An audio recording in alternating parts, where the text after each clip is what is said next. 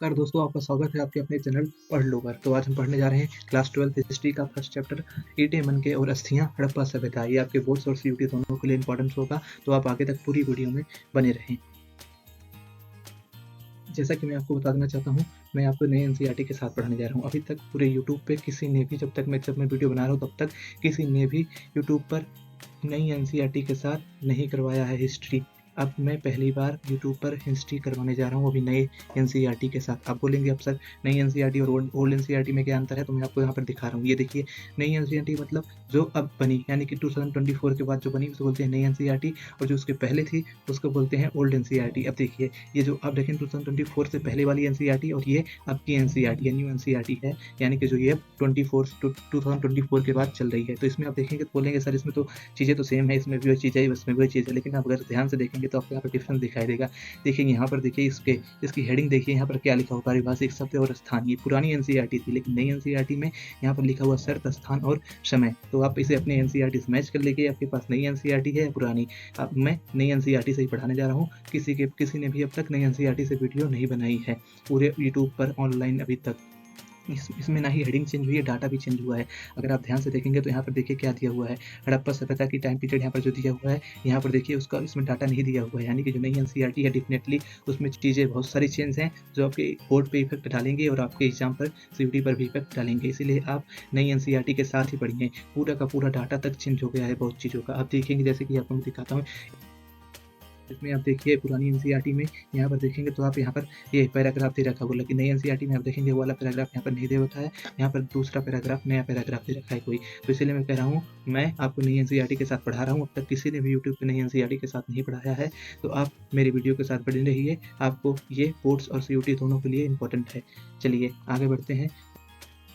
जैसे कि हम जानते हैं, हड़प्पा सभ्यता को सिंधु घाटी सभ्यता के नाम से भी जाना जाता है। इसको सिंधु घाटी सभ्यता इसलिए कहा जाता है क्योंकि हड़प्पा सभ्यता की जितनी भी बस्तियां थी वो सिंधु नदी के आसपास बसी हुई थी, इसलिए इसे सिंधु घाटी सभ्यता के नाम से जाना जाता है। जो इसका वेल डेवलप्ड यानी कि पीरियड था, टाइम पीरियड था, इसका टाइम पीरियड था 2600 ईसा पूर्व से 1900 ईसा पूर्व, यानी कि 2600 ईसा पूर्व से 1900 ईसा पूर्व। इसका जो हिस्टोरियन द्वारा टाइम डिसाइड किया गया, इस टाइम पर ये एकदम चरम पर थी। इसे बोलते हैं परिपक्व हड़प्पा सभ्यता या विकसित हड़प्पा सभ्यता। उसके बाद हम देखते हैं इसके जो इंपॉर्टेंट साइट की, इसके इंपॉर्टेंट साइट थे जैसे हड़प्पा, मोहनजोदड़ो, धोलावीरा और कालीबंगा, लोथल, बनावली। ये सब इसके क्या थे, इसके प्रमुख, इसके मेजर सिटीज थी, जो इसके जो फेमस सिटीज थी इतनी थी। और इसको हम कांस्ययुगीन सभ्यता बोलते हैं। अब आप सोचेंगे कांस्ययुगीन सभ्यता क्यों बोलते हैं, इसमें यहाँ पर कांस्य का प्रयोग सबसे ज़्यादा किया जाता था, इसलिए कांस्ययुगीन सभ्यता इसे बोलते हैं। तो आप सोचेंगे कि क्या इसको यहाँ पर इस टाइम पर कोई और मेटल यूज नहीं होता था, यहाँ पर और अन्य भी धातुएं यूज होती थी जैसे तांबा एंड ऑल, लेकिन इसको कांस्ययुगीन सभ्यता इसलिए बोलते हैं क्योंकि यहाँ पर इस टाइम पर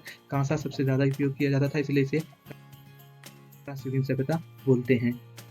अब आइए हम अपने अगले इस स्लाइड पे देखते हैं कि जो हड़प्पा की मोहरें थी वो सबसे ज़्यादा विशिष्ट चीज़ें थी। विशिष्ट मतलब जो सबसे स्पेशलिटी थी उनकी मोहरों में दिखाई पड़ती है। इनके जो मोहरें थी वो सेलखड़ी नाम के पत्थर से बनी हुई थी। अब आप सोचेंगे सर सेलखड़ी नाम के पत्थर से क्यों बनी हुई थी, क्योंकि जो सेलखड़ी का पत्थर था वो बहुत मुलायम होता है, उसे किसी भी आकार में ढाला जा सकता है। अन्य पत्थरों के मुकाबले बहुत मुलायम पत्थर होता है। अन्य पत्थरों के कंपेरिजन में पत्थर है तो हार्ड तो रहेगा, लेकिन अगर पत्थर की कैटेगरी में कंपेयर करेंगे तो थोड़ा सा उनसे ज़्यादा सॉफ्ट रहता था, इसलिए उससे क्या बनाया जाता है, मोहरे बनाया जाता था। तो आप मोहरे में देखेंगे अधिकतर मोहरों में यही जानवर हमें देखने को मिलता है। ये देखिए, ये जानवर देखने को मिलता है जिसके आगे कुछ बना हुआ, जिससे कुछ खा रहा है और उसके एक सींग है। इसके बोलते हैं हिंदी में एक श्रृंगी जानवर। ये देखिए, इसके एक सींग है, इसे वन हॉर्न एनिमल बोलते हैं। लेकिन अभी तक पता नहीं चला है कि कौन सा जानवर था और ये क्या खा रहा है, लेकिन ये आगे कुछ यहाँ पर देखेंगे तो अब इसमें कुछ ये खा रहा है। अब जो भी इसको इन्होंने दिया होगा खाने के लिए वही खा रहा है, डेफिनेटली चारा ये दिया होगा और क्या देंगे, खाना देना सोई नहीं देंगे। अब आगे देखेंगे, यहाँ पर ऊपर कुछ लिखा भी गया है। अब हम आगे बढ़ते हैं। यहाँ पर ये बताया गया है हमें कि हड़प्पा शब्द का हमने प्रयोग जान लिया क्यों किया गया है, इसका टाइम पीरियड हम बता दिया है। डेफिनेटली आपको ये डाटा ओल्ड एनसीईआरटी में नहीं मिलेगा, जैसे मैं बार बता रहा हूँ, मैं नई एनसीईआरटी से ही पढ़ाता हूँ, तो ये आप सबको नई एनसीईआरटी वाले डाटा मिल रहे हैं। आप अगर पुरानी एनसीईआरटी पढ़ते तो नहीं मिलते हैं आपको, इसलिए मैं कह रहा हूँ पूरा वीडियो तक लास्ट तक बनिए। आप नई एनसीईआरटी से पढ़ रहे हैं, आपको कोई दिक्कत नहीं होगी, पेपर में आप पूरा अच्छे से लेके आएंगे। अगर आपने पुरानी एनसीईआरटी पढ़ी है, बस आप एक बार मेरी वीडियो को देख लीजिए, आपके सारे प्रॉब्लम सॉल्व हो जाएंगे। अब पहले चरण को हम इसका प्रारंभिक चरण बोलते हैं।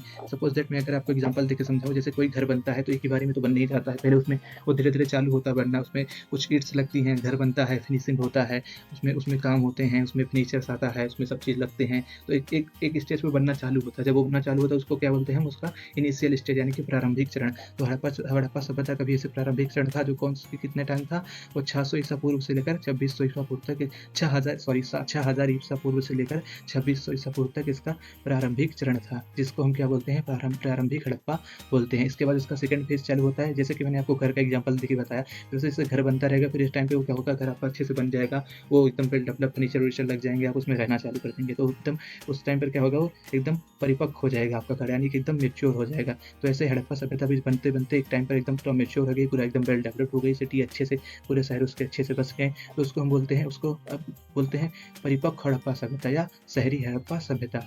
और इसका टाइम पीरियड क्या था, 2600 ईसा पूर्व से लेकर 1900 ईसा पूर्व तक इसका टाइम था। अब दूसरी बात हम बताते हैं आपको, जो लास्ट एक आपका घर तो बन गया, लेकिन एक टाइम के बाद जो आपका घर है वो गिरना चालू, मतलब उस धीरे-धीरे डैमेज होना चालू हो जाएगा, उसके लाइफ टाइम चला जाएगा, क्योंकि एक ही टाइम तक तो घर रहेगा।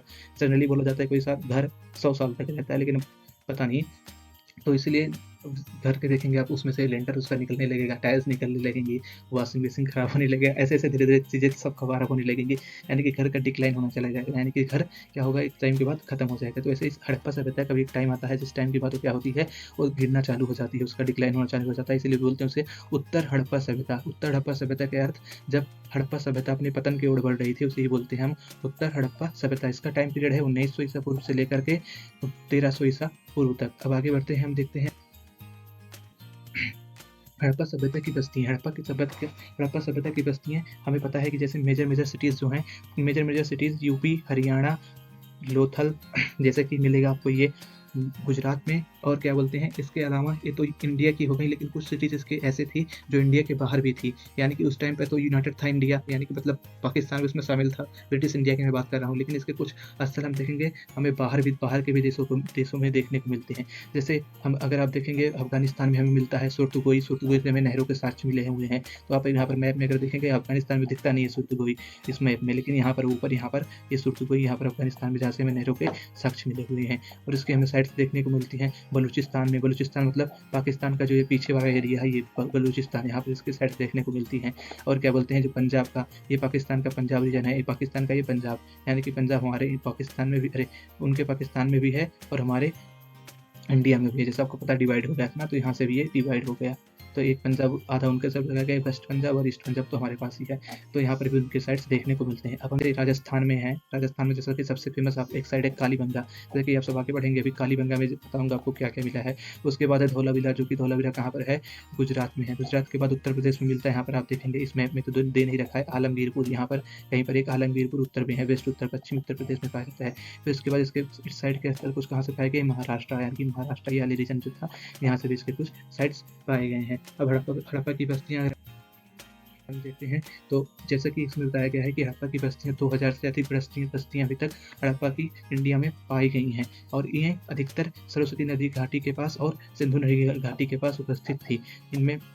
इनमें से 2/3 बस्तियाँ सरस्वती नदी के बेसिन में उपलब्ध थीं, और उसके बाद यहाँ पर 5 जो सिटी थे, इसके मेजर सिटी थे, उनका हम नाम आपको बता देते हैं। पहले का नाम है राखीगढ़ी, दूसरे का नाम है मोहनजोदड़ो, तीसरे का नाम है हड़प्पा, चौथे का नाम है धौलावीरा, और 5वें का नाम है गनबेरीवाला। ये गनबेरीवाला पहली बार मैं आपको बता रहा हूँ, ये अभी तक ओल्ड एनसीईआरटी में था ही नहीं, ये न्यू एनसीईआरटी में अभी आया है। तो आप इसका नाम सुनकर डरिए मत, मैं आपको इसके बारे में एक्सटर्नल इन्फॉर्मेशन अभी यहीं पर दे देता हूँ। ये गनबेरीवाला ये कहाँ पर देखने को मिलता है, ये साइट है पाकिस्तान के पंजाब में, वो भी साउथर्न एरिया में, यहाँ पर आपको ये देखने को मिलेगी ये साइट। और ये साइट जो है दोनों, ये देखिए मैं आपको अगली साइट में दिखाता हूँ, ये साइट कहाँ पर, ये देखिए ये पाकिस्तान में देखने को मिलती है साइट, इसका नाम है गनबेरीवाला। ये नई साइट खोजी गई है, अभी तक इसका नाम हमारे एनसीईआरटी में भी नहीं था, लेकिन अब न्यू एनसीईआरटी में इसका नाम आ गया, इसलिए मैं आपको इस पर एक्स्ट्रा पॉइंट दे रहा हूँ। ये अब तक हड़प्पा सभ्यता में जितने भी शहर मिले हैं, उसमें सबसे बड़ा, यानी कि 5वां सबसे बड़ा शहर इसको माना जाता है। ये एक्स्ट्रा पॉइंट है, मैं आपको बता दे रहा हूँ दोस्तों, ये आपको कहीं पर भी नहीं मिलेंगे, मैं आपको सिर्फ दे रहा हूँ। ये गनबेरीवाला जो है, ये आपके दक्षिण इस हिस्से में स्थित है, जो पाकिस्तान का पंजाब है उसके दक्षिण हिस्से में स्थित है, और ये मोहनजोदड़ो और हड़प्पा से समान दूरी पर स्थित था। अगर आप यहाँ पर देखेंगे, देखिए ये रहा मोहनजोदड़ो और ये रहा हड़प्पा, आप ये देखेंगे इसके बीच में कहीं जाकर, ये देखिए ये इसके बीच में है, इन दोनों के बीच में जाकर ये उपस्थित, यानी कि मोहनजोदड़ो हड़प्पा से समान दूरी पर था। ये देखिए ये ऐसे लाइन जा रही है, तो यहाँ पर देखेंगे आप दोनों ये समान है, इससे भी इतनी दूरी इसकी समान है, इससे भी इतनी दूरी समान है, यानी कि दोनों से ये समान दूरी पर था। अगर आपको आएगा अगर पेपर में मैं क्वेश्चन में मार्क करने के लिए, तो आप डेफिनेटली जान गए हैं। आप एक साउदर्न पंजाब में पाकिस्तान के वहाँ पर आप देखना बीच में हड़प्पा और मोहनजोदड़ो के भी कहीं पर आप एक पॉइंट लगा देना ध्यान से, तो इससे आपका कवर हो जाएगा। अब आगे बढ़ते हैं हम। अब बता रहे हैं हम आपको हड़प्पा सभ्यता की सबसे जो अच्छी चीज़ें थी, विशिष्ट चीज़ें थी, वो थी इसके मृदभांड। मृदभांड मतलब क्या होता है? बर्तन। लेकिन ये जो इसके मृदभांड यानी कि जो इसके बर्तन हैं, इसके पहले भी यहाँ पर लोग रहते थे, जैसे कि इस हड़प्पा सभ्यता से पहले भी यहाँ पर लोग रहते थे, जिसको हम बोलते हैं प्रारंभिक हड़प्पा सभ्यताएं। उससे पहले भी यहाँ पर कुछ लोग रहते थे, तो उनकी हड़प्पा संस्कृति से और उनका क्या में मैच करता है वो यहाँ पर देखेंगे। देखिए, जो हम जानते हैं हड़प्पा सभ्यता से जो पहले पर संस्कृति यहाँ पर थी, उनके जो बर्तन थे, यानी कि जो बर्तन थे उनके हमें वहाँ पर देखने को मिले हैं, और हमें पता चलता है कि वो कृषि करते थे, पशुपालन करते थे, और हमें यहाँ पर शिल्पकारी के भी साक्ष्य मिले हुए हैं, यानी कि क्राफ्ट वाराफ्ट जैसे माला वाला बनाना, मन के उनके बनाना, तो उसके भी हमें साक्ष्य मिले हुए हैं। और जो हड़प्पा की पहली बस्तियाँ थी, हड़प्पा से पहले वाली बस्तियाँ थी, वो बहुत छोटी-छोटी बस्तियाँ थीं। उनकी उसमें बहुत हमें मुश्किल से कोई उसमें कोई बड़े हमें संरचना देखने को नहीं मिलती, सब संरचनाएँ वहाँ की छोटी-छोटी थीं। लेकिन इसमें क्या हुआ था, इससे कम डेवलप्ड थी, जो उस हड़प्पा से पहले सभ्यता थी उससे हड़प्पा से कम डेवलप सभ्यता थी। लेकिन जब हम यहाँ पर जाते हैं हड़प्पा में, हड़प्पा का शहरीकरण जो चालू होता है, हम जानते हैं 2600 ईसा पूर्व से 1900 ईसा पूर्व तक, ये एकदम हड़प्पा का प्योर एकदम परिपक्व चरण रहता है। यहाँ पर शहर अच्छे से बस गए हैं, लोग अच्छे से रहना चालू हो गए हैं, अब पूरा एकदम सिटी लाइफ मेंटेन हो गई है। अब यहाँ पर देखें कि हमें सब लोग कैसे रहते थे, निर्वाह के तरीके मतलब ये लोग कैसे रहते थे, क्या खाते थे, क्या पीते थे, कैसे अपनी जीवन यापन करते थे, उसको हम देखेंगे। जैसे कि हम जानते हैं कि विकसित हड़प्पा सभ्यता से हमें बहुत से जो कि साक्ष्य मिले हैं, जैसे कि मछलियों के साक्ष्य मिले हैं, मतलब उनकी हड्डियाँ मिली हैं उनके, और जैसे कि पेड़-पौधों के साक्ष्य मिले हैं। यहाँ पर देख भी सकते हैं, मैंने आपको लगाया है, ये उसका जीवाश्म है एक पेड़ का जीवाश्म है, ये पत्थर पे बना हुआ है, तो मैं आपको रेफ़रेंस के लिए लगा दिया हूँ। तो इन सब से जो पुरावनस्पतिज्ञ हैं, पुरावनस्पतिज्ञ क्या होते हैं मैं आपको बताना चाहता हूँ। जब पुराने समय के पेड़-पौधों का अध्ययन करते हैं, उन्हें बोलते हैं पुरावनस्पतिज्ञ। तो वो सब क्या करते हैं, उन्हीं सब के माध्यम से, जैसे ये सब हो गया और अनाज के जले हुए दाने-वाने हो गए, उनसे क्या करते हैं, पता लगाने की कोशिश करते हैं, तो वो सब क्या खाते थे, क्या पीते थे, कैसे रहते थे। तो उन्होंने हमें बताया है कि पुरावनस्पतिज्ञों ने कि यहाँ के लोग जो थे, वो पेड़-पौधों और मछलियों से अपना जो है भोजन प्राप्त करते थे। जैसा कि लोग आप जानते ही होंगे, जो नदी के पास रह रहे होंगे, तो मछली तो एक मेजर फूड उनका रहा ही होगा, और यहाँ पर उनके कुछ अनाज भी लेते थे, जैसे कि चना, दाल, ऐसे सब करते। और चावल तो यहाँ से बहुत कम ही लेते थे। ये तो एक अचंभे की बात है, क्योंकि नदी के पास होकर चावल का कम उगाना एक अलग ही बात हो गई, क्योंकि नदी के पास जो लोग रहते हैं ज़्यादातर चावल ही उगाते हैं। जैसे वनस्पतिज्ञ क्या होते हैं, ये वो लोग होते हैं जो पुराने टाइम के पेड़-पौधों का अध्ययन करते हैं, बोलते हैं पुरावनस्पतिज्ञ, प्राचीन काल के अध्ययन करते हैं जो पेड़-पौधे रहते हैं। उसके बाद यहाँ पर पालतू जानवर के भी साक्ष्य मिले हैं, जिसमें पालतू जानवरों में हमें शामिल हैं भेड़िया, बकरी, भैंस, सुअर, ये सब क्या है, पालतू जानवर थे। लेकिन इसके अलावा वहाँ पर कुछ ऐसे जानवर थे जो जंगली थे, जैसे घर में मतलब पालतू मतलब जिनको डोमेस्टिक एनिमल नहीं थे, जैसे हिरण थे, वराह मतलब सुअर होता है, और घड़ियाल मतलब मगरमच्छ होता है। अब नदी के पास रहते हैं तो मगरमच्छ रहेंगे ही, और मगरमच्छ को कौन ही पालेगा बेजान के खतरा के लिए।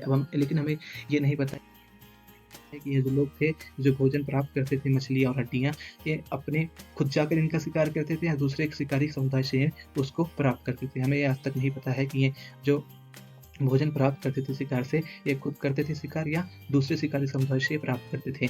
यहाँ पर हमें मछलियों की हड्डियाँ मिली हुई हैं, और पशु और पक्षियों की भी हड्डियाँ मिली हुई हैं। अब हम बताते हैं यहाँ पर ये कैसे अपना एग्रीकल्चर करते थे। जैसा कि हमने पहले आपको बता दिया कि ये अनाज पाया गया है, तो अनाज पाया गया, इसका मतलब डेफिनेटली ये खेती तो करते होंगे। तो हड़प्पा सभ्यता के मोहरों पे हमें वृषभ के चिन्ह मिलते हैं। वृषभ मतलब क्या होता है, बैल। बैल का आपको यहाँ पे देख भी सकते हैं फोटो में, इसे बोलते हैं बैल। इसे संस्कृत में बोलते हैं वृषभ, शुद्ध हिंदी में ही वृषभ बोलते हैं, तो ऐसे हम सब नॉर्मली बैल बोलते हैं।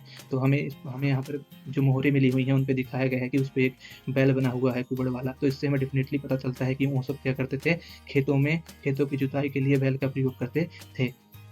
अब इसमें चोलिस्तान और बनावली से तो आप देखेंगे यहाँ पर मिट्टी के हल्के प्रतिरूप मिले हैं। इसका मतलब क्या हुआ, वहाँ पर मिट्टी के हल्के मॉडल मिले हुए हैं, मतलब मिट्टी का हल नहीं, उसका मॉडल है, जैसे खिलौने के लिए कोई बनाता है वैसे जब उसका मॉडल है। तो आप अभी आगे देखेंगे तो उसमें बहुत सारे से वहाँ से खिलौने भी प्राप्त हुए हैं। कालीबंगा में देखेंगे जुते हुए खेतों के हमें साक्ष्य मिले हुए हैं। इसमें वहाँ पर हमें देखते हैं कि वहाँ पर जो फसलें होती थी एक साथ 2 उगाई जाती थी। ये कैसे पता चला, क्योंकि वहाँ पर जो उनकी रेखाएँ थी, हल्की रेखाएँ थी, एक दूसरे को समकोण पे काटती हैं। समकोण पे काटने का मतलब ही वही हुआ कि एक साथ 2 फसलें उगाई जाएँगी। कहने का मतलब एक साथ 2 फसलें का, जैसे अगर उन्होंने आलू बो रखी है तो उसी के साथ-साथ वो मटर भी बो देते थे। ऐसे ही एक साथ वो 2 फसलें उगाते थे। और हमें पता चलता है, अब फसल उगा दिया उन्होंने, बैल से खेती कर ली, फसल उगा दिया, उन्हें फसल को काटने के लिए भी तो उन्हें कुछ चाहिए होगा ना औज़ार के लिए। तो लेकिन हम क्या वो लकड़ी के हत्थों का प्रयोग करते थे पत्थरों में लगाकर उसकी फसल की कटाई के लिए धातु के औज़ार प्रयोग करते थे। डेफ़िनेटली हमें आज तक पता नहीं है तो क्या करते थे? क्या वो लकड़ी के हत्थों को पत्थरों में लगाकर उसको औज़ार बनाकर यूज़ करते थे या धातु के उनके औज़ार थे उसको यूज़ करते थे? हमें अभी तक पता नहीं है। यहाँ पर देखेंगे आप क्वेश्चन मार्क है तो ऐसे लिख देना ये पता नहीं है। एनसीईआरटी में भी यही दे रखा है, अभी हमें डेफ़िनेटली पता नहीं है वो किससे करते थे। अब देखेंगे तो यहाँ पर ये उनके औज़ार हैं जिससे वो क्या करते थे, ऐसा माना जाता है कि वो अपनी रक्षा के लिए और खेती-वेती करने के लिए इसी का यूज़ किया करते थे। अब अधिकांश हड़प्पा के स्थल में हमें देखेंगे तो पानी की कमी थी। पानी की कमी इन द सेंस ऐसे रीजन में थे साइटें जहाँ पर पानी की कमी थी। यानी कि अर्धशुष्क स्थल में सब वहाँ पर उसके जितने भी क्षेत्र थे हमें मिले हुए हैं। तो जैसे कि उनको पानी तो नहीं है तो पानी के लिए कुछ न कुछ तो उनको करना पड़ेगा पानी के सोर्स के लिए। तो हमें अफ़गानिस्तान में नहरों के साक्ष्य मिलते हैं। अफ़गानिस्तान में सोर्तगोई से हमें नहरों के साक्ष्य मिलते हैं। जिससे हमें पता चलता है कि नहरों से अपनी पानी की आवश्यकता पूरी करते थे। अब ऐसा नहर हमें पंजाब और सिंध में नहीं देखने को मिलती हैं। क्यों नहीं देखने को मिलती हैं? क्योंकि पंजाब और सिंध की नहरें क्या थी? गाद से भर गई थी। गाद मतलब एक टाइप की मिट्टी होती है जिसमें मतलब पानी के साथ मिट्टी बहती रहती है ना, तो एक मिट्टी से एक टाइम पर क्या होती है नहरें भर जाती हैं। इसीलिए हमें पंजाब और सिंध से संभवतः नहर के गाद से भर जाने की वजह से हमें नहर के साक्ष्य नहीं मिले हैं। हमें सोर्तगोई कहाँ पर है? अफ़गानिस्तान में, जैसा कि मैंने आपको बताया था एकदम ऊपर अफ़गानिस्तान में, वहाँ से हमें नहरों के साक्ष्य मिले हुए हैं। दोस्तों आप इसे नोट करते चलिएगा। ये सब पॉइंट्स आपके बोर्ड्स के लिए और सीयूटी के लिए तो ज़्यादा से ज़्यादा इंपॉर्टेंस है क्योंकि इसी सब पे एमसीक्यू बनता है। और हमें धौलावीरा में हमें जलाशय के साक्ष्य मिले। जलाशय मतलब पाउंड, तालाब के साक्ष्य में कहाँ से मिले? धौलावीरा कहाँ पे स्थित है? गुजरात में। और जैसा कि हम जानते हैं ये सब धौलावीरा का प्रयोग जल संचय के लिए किया जाता था, मतलब एक रिजर्व वाटर के लिए करते थे, वो अपने फ्यूचर में प्रयोग करने के लिए, और कुओं का भी प्रयोग सिंचाई के लिए किया करते थे। दोस्तों यहाँ मैंने बता दिया कि पहले इन्होंने क्या किया, बैल से खेत जोता, खेत से इन्होंने फसल उगाई, अपनी फसल उगाने के बाद इन्होंने फसल की कटाई की औजार से। अब उसके बाद इनको खाना तो बनाना होगा ना अपने भोजन को। वो तो प्लांट में जो फल आ गया, कोई भी आ गया, चावल आ गया, कुछ भी चने आ गए, तो ऐसे तो है नहीं कि वो डायरेक्ट उसे चावल को ही खा जाएंगे। उसे मतलब कुछ इनको अच्छे से उसे मिक्स करके बनाना होगा। तो हमें पता चलता है कि हड़प्पा संस्कृति लोग अनाज पीसने के लिए पत्थरों के और धातु के मिट्टी के यंत्र का उपयोग करते थे। जैसे कि इसमें 2 प्रकार की चक्कियाँ शामिल है। एक अवतल चक्की है। अवतल चक्की मतलब क्या है? ये इसका जो आप शेप देखेंगे ये अवतल चक्की, यानी कि ये ऐसे कर्व है ना, इसीलिए इसे अवतल चक्की बोलते हैं। जैसे अवतल चक्की क्यों बोला जाता है? क्योंकि इसकी जो साइज़ है वो ऊपर से कर्व है, ऐसे देखिए ये ऐसे, इसीलिए इसे उत्तल बोलते हैं। अब देखिए आगे बताते हैं आपको। इसमें 2 तरह के हमें मिले हुए हैं। एक मिला हुआ है हमें एक सिंपल सा, एक ऐसा मिला हुआ है, एक दूसरे तरीके का मिला हुआ है। दूसरे तरीके का मतलब एक पे हम अनाज पीसते थे और एक में हम अनाज रख के उसको क्या करते थे, मसाला या ग्रेवी हो गया बनाने के लिए उसका यूज़ करते थे। अभी मैं आपको आगे दिखा दूँगा। इंडिया में इस टाइम पर भी ऐसे ही यूज़ होते हैं, आपके घर में भी हो सकता है वो। देखिए इसमें क्या है, 2 प्रकार की चक्की हमें मिली हुई हैं। एक अनाज पीसने के लिए, इसमें निचले पत्थर का खोखला हो गया है, जिसमें निचला पत्थर खोखला हो गया। कहने का मतलब है इस पर अनाज पीसते-पीसते जिसका पत्थर है आप देखेंगे खोखला हो गया है। इस पे अनाज पीसते रहेंगे एक टाइम के बाद ये क्या होता है, नीचे का पत्थर जो था खोखला हो गया है। और जो दूसरा जो हमें मिला है ऐसा ही चक्की, उसका प्रयोग किया जाता था ग्रेवी बनाने के लिए। ग्रेवी मतलब सब्जियों के मसाला-वसाला जो होता है उसके लिए ग्रेवी बनाने के लिए उसका प्रयोग किया जाता था, और इसे सलान पत्थर बोलते हैं। सलान पत्थर उसका नाम दिया गया है। और इससे हमें पता चलता है कि उस टाइम के जो लोग थे उनके जो भोजन बनाने का एकदम जो स्टाइल था एकदम डेवलप्ड था। क्योंकि अभी तक देखेंगे, मैं आपको आगे दिखाता हूँ, हमारे घर में अभी तक उनका यूज़ किया जाता है जिस टाइम जैसे लोग वो यूज़ करते थे, बस उसका शेप और साइज़ अलग हो गया है। और यहाँ तक कि इस जो ये पत्थर यूज़ करते थे, जो यहाँ पर जब इसकी खुदाई हो रही थी तो खुदाई हो रही थी, जो यहाँ पर इसकी जाँच करने गए थे, यहाँ की खुदाई करने गए थे, तो उनका जो एक वर्कर था उन्होंने डिमांड की थी कि क्या चाहिए मुझे, ये किसी में से दिला दीजिए, मैं अपना खाना बनाऊँगा उसी की मदद से। उनका जो बावर्ची था उन्होंने माँग की थी हमें एक अवतल चक्की में से एक सलान वाला ग्रेवी बनाने वाला, इसे मुझे दिला दीजिए, मैं इससे अपना भोजन बनाऊँगा। तो अर्नेस्ट मैके का एक मतलब वर्कर था, रसोइया वाला था, तो उसने माँग की थी। अब देखिए आपको मैं दिखाता हूँ, ये देखिए इंडिया में अभी भी इसका प्रयोग किया जाता है खाने में। देखिए खाने को मतलब कोई भी चावल पीसने के लिए। और यहाँ पर देखिए ये जो सलान पत्थर है, इस जैसा होता था। वो डेफिनेटली वो तो नहीं है, लेकिन मैंने उसी से रिलेटेड इमेज बनाई, जिसका प्रयोग आपके घर में भी होता होगा मसाले कूटने के लिए, ग्रेवी बनाने के लिए इसका प्रयोग किया जाता था। अभी इंडिया में किया जाता है। ये तो गाँव वाले जानते होंगे, डेफिनेटली उनके घर होगा। आप शहर में अगर हैं तो आपको ये पता ही होगा। इसमें मसाले-वसाले कूटने के लिए तो इसका प्रयोग किया जाता है, जिससे ग्रेवी बन सके, गाढ़ी हो सके।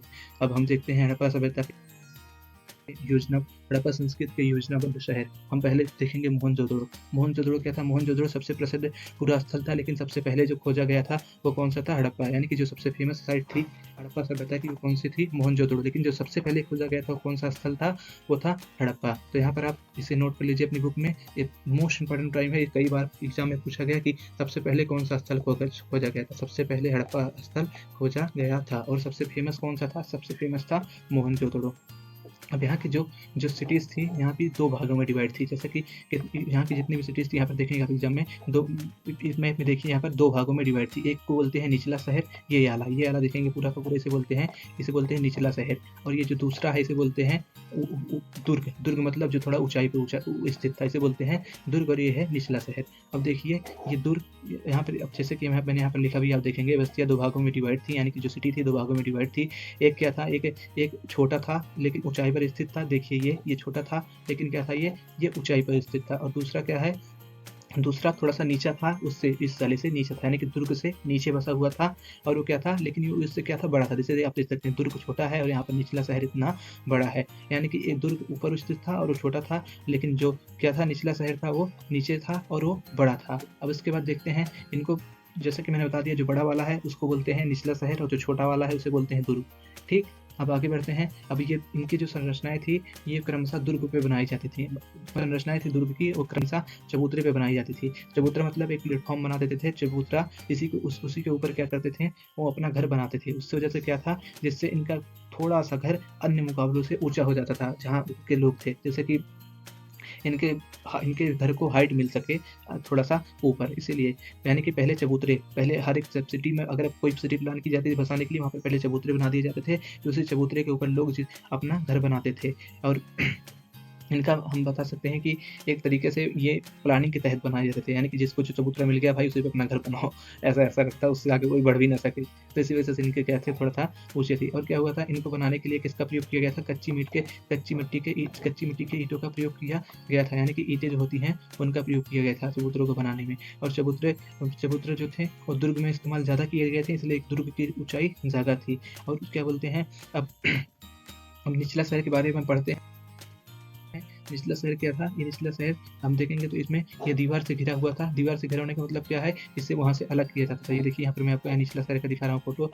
ये है निचला शहर। इसे पूरा दीवार से घेर के ऐसे बाउंड्री बनाकर इसे जो ऊँचे वाले शहर से था अलग किया गया था। हाँ, डेफ़िनेटली भाई वहाँ पर बड़े-बड़े लोग रहते हैं, तो उसे माना जाता है कि वो राजा-वाजा शायद वहाँ पर रहते हों, ऐसा मतलब ऐसा डिक्लेयर तो नहीं किया गया अभी तक, लेकिन ऐसा माना जाता है कि वहाँ पर राजा लोग रहते थे। और ऐसा माना जाता है कि यहाँ पर जितने भी साइट्स थे उनको सबको एक दीवार से ऐसे साइड से क्या किया गया था? दीवार बंद किया गया था। ऐसा माना जाता है कि जो श्रमिक थे, अगर एक प्लेटफ़ॉर्म को, यानी कि जो चबूतरा था मिट्टी का, उसको बनाने के लिए अगर वो अपनी वो अगर एक दिन में 1 घन मिट्टी ढोते तो उनको कितना लगता? 40 श्रम दिन लगते, 40 लाख श्रम दिन को लगते। कहने का मतलब है बहुत ज़्यादा वर्क पड़ता होगा उस टाइम के लेबरों को एक ऐसा शहर बसाने में। यानी कि अगर सिर्फ़ वो एक दिन में 1 घन मिट्टी ढोता है तो उसको कम से कम 40 लाख श्रम दिवस लगेंगे ऐसा शहर के लिए प्लेटफ़ॉर्म बनाने में। चबूतरे को बनाने के बाद उसी पर क्या किया जाता था? घर को बनाया जाता था। जैसे मैं बता दिया ना आपको, पहले ही चबूतरे बनाए जाते थे। चबूतरे के ऊपर ही फिर जाकर क्या होता था? सबके घर बनते थे। और जो इसमें ईंटों का प्रयोग किया जाता था, वो ईंटें क्या होती थी?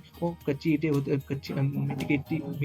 की ईंटें होती थी और उन्हें धूप में या भट्टी में सुखाया जाता था। भट्टी में सुखाने से क्या होता है? और मजबूत हो जाती हैं। जो धूप में सुखाओगे वो कम मजबूत रहेगी ईंट, लेकिन जब वो भट्टी में चली जाएगी, आग से पक जाएगी तो और मजबूत हो जाएगी। और इनका एक डेफ़िनिट साइज़ था, यानी कि ऐसा नहीं है कोई ईंट छोटी है, कोई ईंट बड़ी है। सबका एक मतलब सब एक मानक आकार में थी, मानक अनुपात में थी। आकार का अनुपात था, लंबाई जो थी ऊँचाई की 4 गुना थी और जो चौड़ाई थी उसकी वो ऊँचाई की 2 गुना थी। अब आगे बढ़ते हैं, हम देखते हैं अपने में। अब यहाँ पर हम दिखाएँगे आपको यहाँ के जो ड्रेनेज सिस्टम, घर को बन गया, घर बनाने के बाद उसका नहाएँगे-धोएँगे, कुछ भी करेंगे घर में तो पानी तो निकलेगा, तो पानी कैसे जाएगा उसको हम बात करते हैं। हड़प्पा शहरों की सबसे अनूठी विशेषता इसमें ध्यानपूर्वक नियोजित जल निकास प्रणाली पर थी। यानी कि यहाँ की जल निकास प्रणाली थी, यानी कि जो जल निकालने की एक सिस्टम था पूरा का पूरा, वो क्या था? यहाँ की सबसे एक अनूठी व्यवस्था थी। अनूठी मतलब एक स्पेशल सिस्टम यहाँ पर थी। अब देखिए, अब यहाँ पर हम जानते हैं कि यहाँ पर जो सड़कें थी वो कैसे बनाई गई थी? ग्रिड पद्धति पे बनाई गई थी। ग्रिड पद्धति पे बनाने का मतलब क्या है? ये देखिए, ये जो है ये क्या है? इसे ग्रिड पद्धति बोलते हैं। ऐसे-ऐसे स्क्वायर में ऐसे-ऐसे करके बनाया हुआ ना, ये सब ग्रिड पद्धति है। ऐसे सड़कें बनती थी, इसे बोलते हैं ग्रिड पद्धति। और सड़कें क्या होती हैं? ये एक दूसरे को समकोण पर काटती थी। देखिए ये मान लीजिए ये सड़क है, ये देखिए ये जो दूसरी सड़क आ रही है, इसे कहाँ पर ऐसे समकोण पे काट रही है। तो इससे क्या होता है? देखिए यहाँ पर एक ये सड़क है और ये सड़क है, दोनों आपस में मिल रही हैं, 90 डिग्री पे काट रही हैं, इसी को बोलते हैं समकोण। यानी कि ये दोनों सड़कें आपस में 90 डिग्री पे काटती है, यहाँ पर 90 डिग्री का कोण बनेगा, इसीलिए इसको बोलते हैं समकोण। यानी कि सड़कें एक दूसरे को समकोण पर काटती थी। ऐसे पूरे शहर में ऐसे ग्रिड, मतलब ऐसे पूरा जाल सा फैला हुआ था सड़कों का, ऐसे ऐसे ऐसे ऐसे ऐसे ऐसे सब ऐसे ऐसे बनी थी, सब ऐसे ऐसे। अब इसमें देखिए आगे बढ़ते हैं हम। ऐसा लगता है कि यहाँ पर पहले नालियों के साथ क्या किया गया था, गलियों को बनाया गया था। यानी कि नालियों के साथ गलियों को बनाया गया था। पहले नालियाँ बना दी गई थी, उसी के साथ गलियाँ बना दी गई थी, फिर उसके बाद क्या हुआ था, घर निर्माण का कार्य हुआ था। मतलब और अगर आपको अपने घर का पानी नाली में, मतलब नाली के थ्रू बाहर ले जाना है, तो उसके लिए क्या करना पड़ता था, कम से कम आपके घर की एक दीवार क्या होनी चाहिए, वो नाली से सटी होनी चाहिए। आपके घर की कम से कम एक दीवार क्या होनी चाहिए, वो नाली से सटी रहनी चाहिए। अब आगे बढ़ते हैं, हम आपको दिखाते हैं यहाँ इसका किसने सबसे पहले इसकी खोज की थी। जैसा कि हम जानते हैं हड़प्पा सभ्यता की दुर्दशा के बारे में हम चर्चा करेंगे। यहाँ हड़प्पा साइट के बारे में अलेक्जेंडर कुछ लिखते हैं, अलेक्जेंडर कनिंघम का कहना है कि जो हड़प्पा सभ्यता है उसको ईंटें चुराने वालों ने नष्ट कर दिया। यानी कि जब लाहौर से मुल्तान तक रेलवे ट्रैक अगर बनाया जाए तो इतना ईंट उसमें से चोरी की गई थी।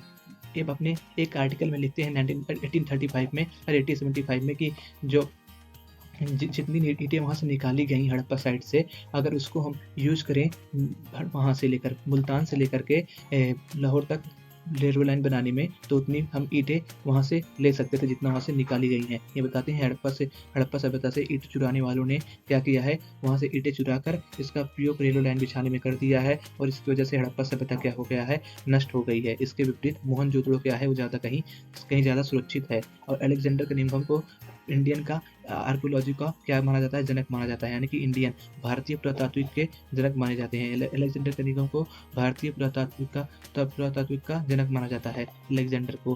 अब यहाँ पर हम देखेंगे दुर्ग में क्या होता था। जैसे कि मैं बता दूँ आपको, दुर्ग अधिकतर क्या होता था, ये वेस्ट साइड में रहता था, और जो निचला शहर था वो कहाँ रहता था, ईस्ट में रहता था। यानी कि दुर्ग, यानी कि जो छोटा था वो पीछे यानी कि वेस्ट में, और जो बड़ा है वो कहाँ रहेगा, आगे यानी कि ईस्ट में। इसे आप नोट कर लीजिएगा, सीयूटी में या बोर्ड एग्जाम में डायरेक्ट पूछ सकते हैं कि दुर्ग कहाँ पर होता था, पश्चिम में होता था या पूर्व में होता था। तो आपको वहाँ पर बताना पड़ेगा कि दुर्ग पश्चिम में था, और जो हमारा निचला शहर है वो क्या होता था, पूर्व में होता था। लेकिन ऐसा नहीं है, कहीं कहीं पर ऐसा डिफरेंस भी देखने को मिला है। जैसे कहाँ पर, जैसे कि देखेंगे लोथल और धौलावीर में क्या हुआ, पूरी बस्तियाँ किलेबंद थी। यहाँ की पूरी बस्तियाँ क्या थी, किलेबंद थी, कि पूरी बस्तियों को दीवार से घेरा गया था। लेकिन जबकि आप लोथल में देखेंगे तो दुर्ग को दीवार से नहीं घेरा गया था, लेकिन थोड़ा सा ऊंचाई पर जरूर था। तो इसमें डिफरेंस भी है। तो इसे आप याद रखना कि लोथल में दुर्ग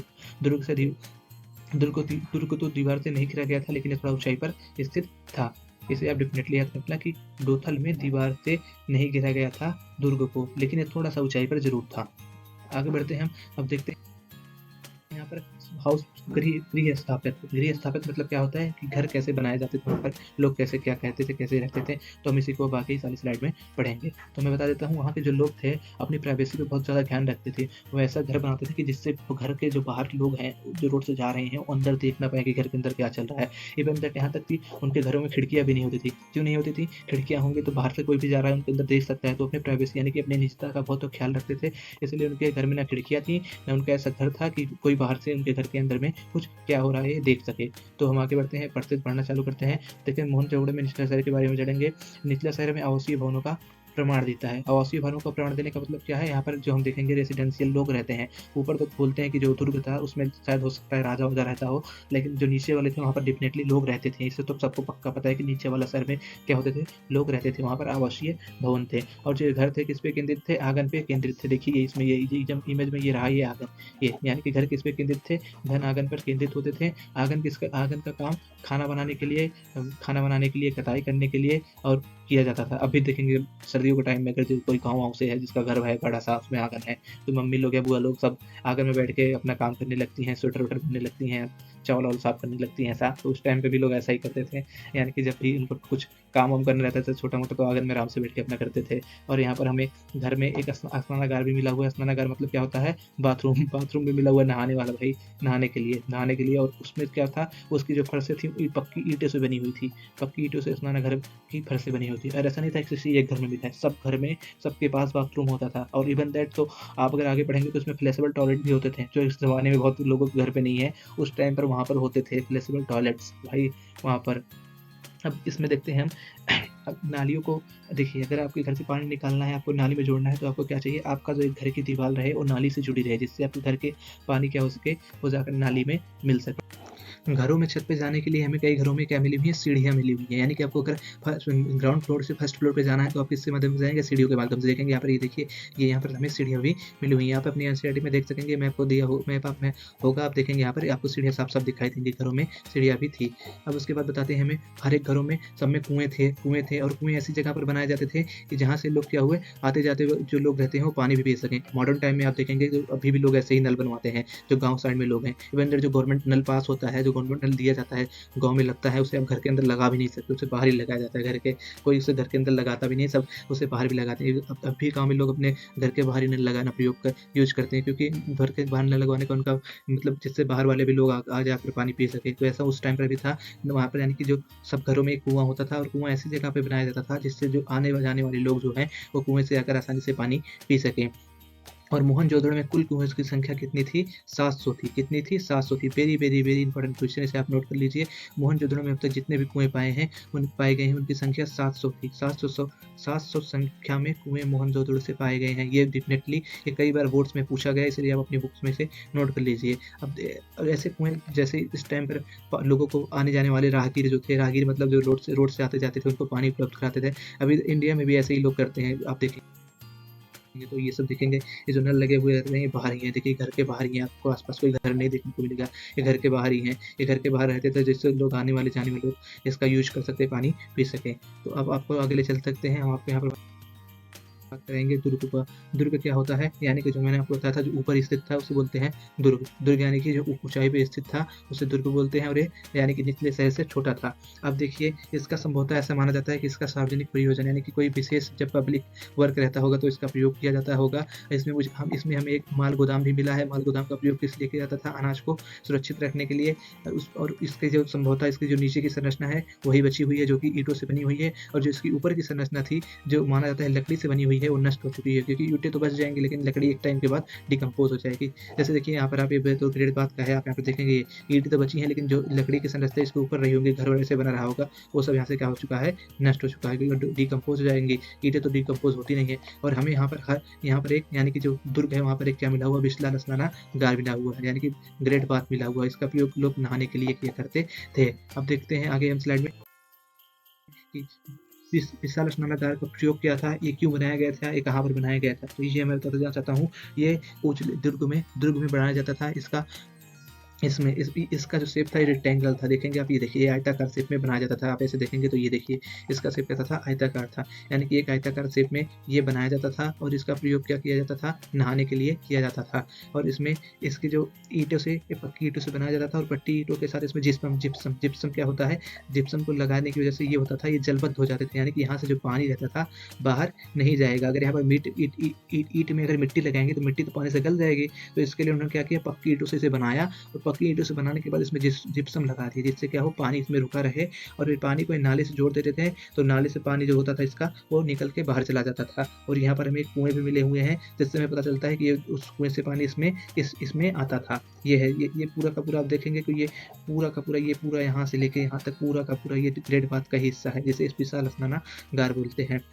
इसके चारों ओर गलियारे थे। गलियारे यानी कि ये ऊपर से कवर था, ये तो अभी आपको दिख रहा है, लेकिन ये उस टाइम पे पूरा बंद रहता था, कोई बाहर से नहीं देख सकता था। हाँ, और इसमें नीचे जाने के लिए सीढ़ियाँ बनी हुई थी, जैसा कि आप इसमें देख रहे हैं। देखिए, नीचे आने के लिए सीढ़ियाँ बनी हुई है, इधर से भी सीढ़ियाँ बनी हुई है, और इधर से भी सीढ़ी है, इधर से भी। यानी कि आप इसमें 2 तरह से, उत्तर से और दक्षिण से यहाँ पर नीचे आप आ सकते थे। नीचे नहाने के लिए यहाँ पर आप नीचे उतर के आइए, उत्तर से और दक्षिण से सीढ़ियाँ बनी हुई थी नीचे जाने के लिए। और इसमें एक उत्तर में देखेंगे तो आप एक छोटी-सी संरचना थी, जिसमें क्या थे? 8 स्नानागार थे। उत्तर में एक छोटी संरचना थी, जिसमें 8 स्नानागार थे। स्नानागार में क्या होता था? लोग अपने क्या करते थे? यहाँ से शायद पानी-वानी भर के ले जाते हों, और वहाँ पर आराम से अपना नहाते हों। यहाँ पर इस साइड में आराम से वहाँ पर अपना नहाते हों सब लोग। कितनी थी? 8 थी, यानी कि एक तरफ 4, एक तरफ 4। गलियारा है, गलियारे में 8 थी, तो एक तरफ 7, एक तरफ 4। और अब देखेंगे तो इसको बनाने का यूज़ क्या था? इसके बनाने का यूज़ यही था कि जब कोई चीज़ स्पेशल, अनुष्ठानिक स्नान मतलब जब कोई चीज़ स्पेशल इनका पूजा-पाठ रहता हो, शायद उसके लिए इसका ये उपयोग करते हों, ग्रेट बात का। आपको इतना समझ में आ गया? आप अब तक को मिलते हैं हम अपनी अगली वीडियो में। तो हमारा वीडियो देखने के लिए बहुत-बहुत धन्यवाद। आप हमारे पढ़ लो चैनल से जुड़े रहिए। आपको हम मिलते हैं अपनी अगली वीडियो में। आपके लिए एक क्वेश्चन हम छोड़ के जा रहे हैं जिसका आप आंसर दे सकते हैं। मोहनजोदड़ो में पाए गए कुल कुओं की संख्या कितनी थी? ऑप्शन ए है 200, ऑप्शन बी है 300, ऑप्शन सी है 700। जो आपको ऑप्शन ठीक लगे आप उसको क्लिक करिए और कमेंट में पेस्ट कर दीजिए। तब तक के लिए धन्यवाद। पढ़ लो।